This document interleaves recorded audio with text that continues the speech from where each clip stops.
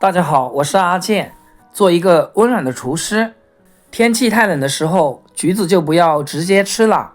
今天我就用橘子和鸡蛋来给大家分享一个非常温暖又好吃的做法，比蛋糕还要香甜，比糖果还要好吃。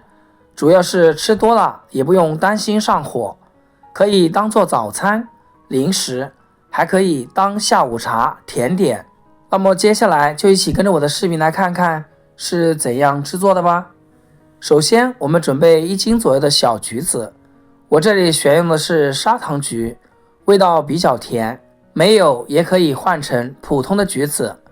我们先把它的外皮剥掉，上面的这一层白膜也要弄干净，这样吃起来会更细腻。把它全部剥好以后，放入一个大碗里面。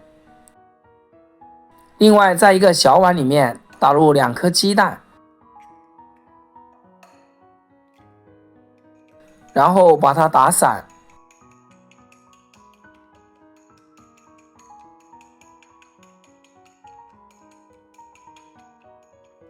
打散以后，慢慢的倒进橘子里面，稍微给它搅拌搅拌，直接倒进料理机里面，再往里面倒入150毫升的纯牛奶，扣上盖子，将它打成橘子奶昔。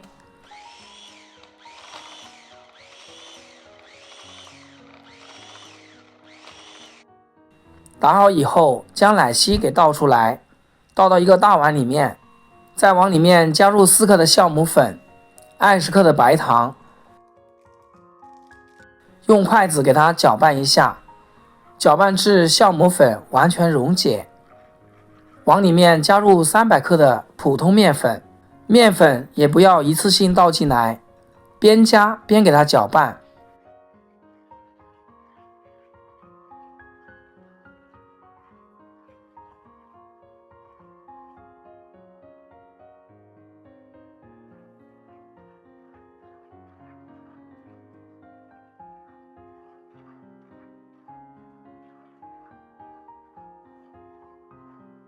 搅成这种偏干一点、粘稠一点的面糊就可以。放在温暖的地方醒面40分钟。下面我们再来准备一把葡萄干和几颗红枣放进碗里面，加一点点的清水和面粉，先给它抓一抓。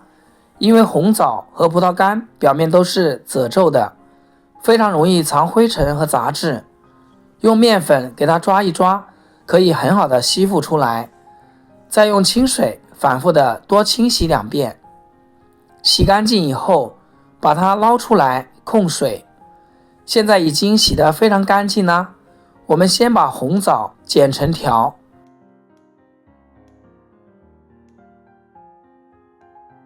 把中间的核去掉不要，最后再剪成小丁丁备用。现在我们的面糊已经醒好了，把准备好的葡萄干和红枣倒进来。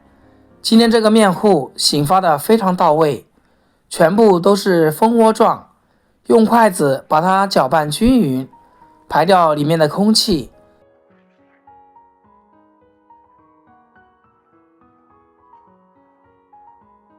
拌匀后，准备几个小碗，在碗的底部和四周都刷上一层油，这样可以防止粘连。再把面糊慢慢倒进来，注意不要倒太满，倒6、7分满就可以。用勺子把面糊表面整理平整，最后再撒点黑芝麻增香。全部完成以后，盖上盖子，放置温暖的地方，按次醒发10分钟。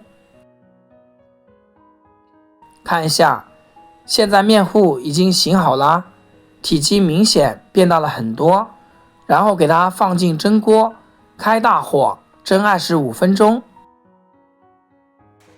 哇，金黄金黄的橘子小碗蒸蛋糕就做好了，非常的漂亮，看起来非常的松软，我们用手按压按压，它能立刻回弹，而且不塌陷，就证明这个小蛋糕做得非常成功。